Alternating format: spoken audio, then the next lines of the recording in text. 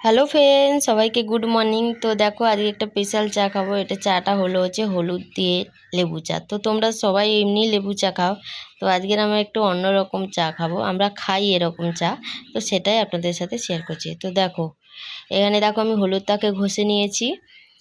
হলুদটাকে ঘষে নিয়ে এবার এইদিকে দেখো আমি জলটাও ফুটছে, জল বসিয়ে দিয়েছিলাম। তো এবার এই দেখো এখানে আমি চিপে নিচ্ছি, কারণ এগুলোকে রেখে দেবো, জল শুধু রসটাকে নিয়ে নেব।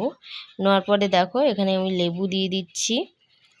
লেবুটাও যে যারা আন্দাজেই দেবেন, অল্পই দেবেন, আধখানা করে দিলেই হবে। এবার এই দিকে দেখো নুন দিয়ে দিলাম। এটা না খাওয়া। আর এই দিকে দেখো গোলমরিচ দিয়েছি।